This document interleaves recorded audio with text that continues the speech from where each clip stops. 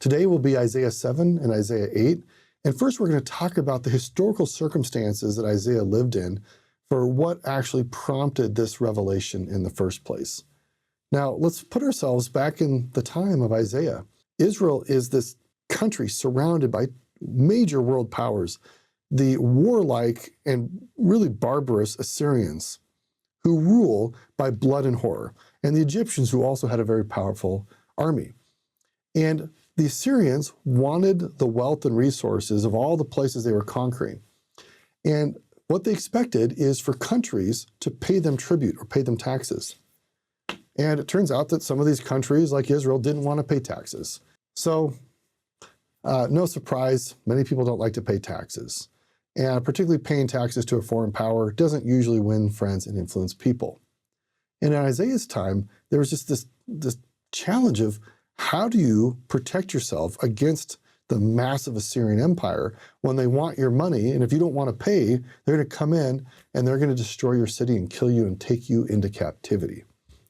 So at this time, there are two kingdoms. There's in the area of Israel. There's the kingdom of Israel, which is the 10 northern tribes, and their capital is Samaria. And then you have the southern kingdom of Judah, where Isaiah is based. And he's a court prophet. Imagine him as a governmental advisor to Ahaz and Hezekiah and other kings. Well, the Assyrians are threatening to invade the kingdom of Israel. Israel has stopped making payments to Assyria, as has another country called Syria. Syria and Israel want to protect themselves against the Assyrian onslaught. And so they asked Judah to help. And Ahaz essentially says no. And what the king of Israel and the king of Syria want to do is actually fight with Judah to overthrow the king of Judah and then put on the throne of Judah somebody who's willing to be in league with Israel and Syria. And of course, Ahaz is a little worried about this. So he's out inspecting the water system. Water is crucial because if an invading army comes in and lays siege and surrounds the city, you need to be able to have enough food and water. So Ahaz seems to be out checking out the water system. And Isaiah finds him here in chapter 7, and he gives him these prophecies saying, you can trust the Lord.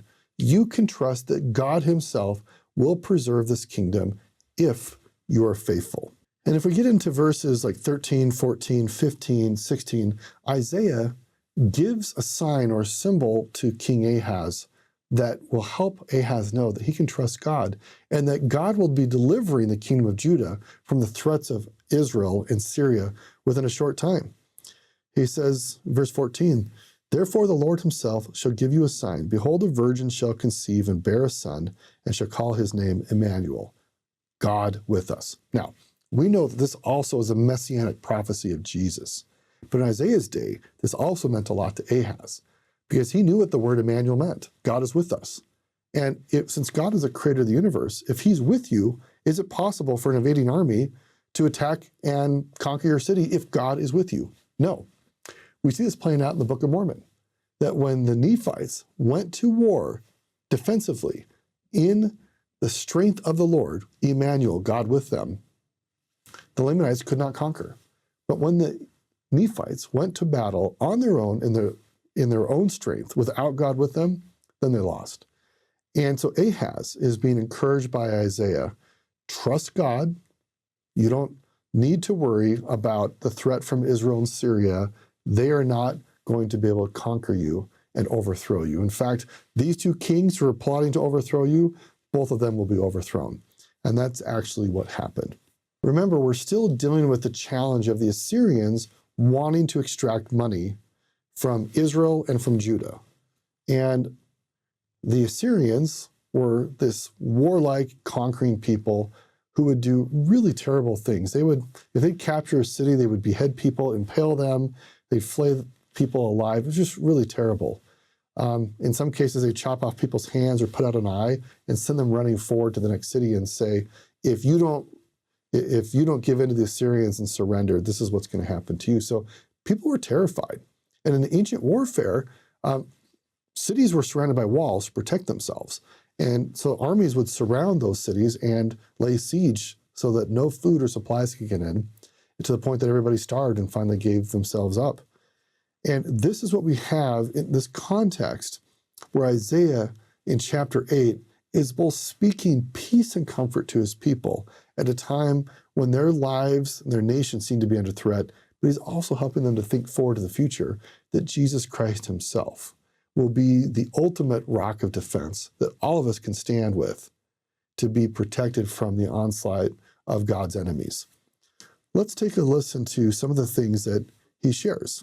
Verses 5 to 8 in particular are interesting, because what Isaiah tells us is that, look, the Assyrians are going to come, and they'll come up all the way to the neck, but they won't drown you.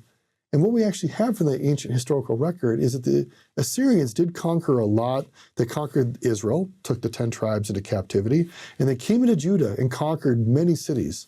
In fact, archaeologically, Lachish was destroyed, and there was a massive battle down there. It's very, very significant. The Assyrians then came and surrounded Jerusalem, but never were able to conquer Jerusalem because God himself protected the city. And Isaiah says this, verse 8, he, the Assyrians, shall pass through Judah, and he shall overflow and go over, and shall reach even to the neck, and the stretching out of his wings shall fill the breadth of the land, thy land. O Immanuel, God with us. So even though it came up to the neck, all the way up to Jerusalem, it did not overcome Jerusalem. God was with his people in the capital city of Jerusalem, where the king was, and the temple, right? God's symbols of his presence. And the Assyrians eventually got knocked out of power by God in that area, and then fled. And Jerusalem was spared for another 130 years until the Babylonians came and conquered the city, in part because the people had not trusted in God, as the people did in the time of Isaiah. So these chapters are full of symbolism and poetry, trying to encourage the people with signs and symbols that they can trust God, that he will protect them. Now for our day, we're not being threatened by the Assyrians. We're not living in walled cities, likely. But Immanuel, God with us. We can choose to be with God and to let him be with us, for him to fight our battles. That even though we feel like we're about to drown, we're up to our necks in problems, we can trust that he is with us and he will save us, just like he did for the faithful people of Jerusalem at the time of Isaiah.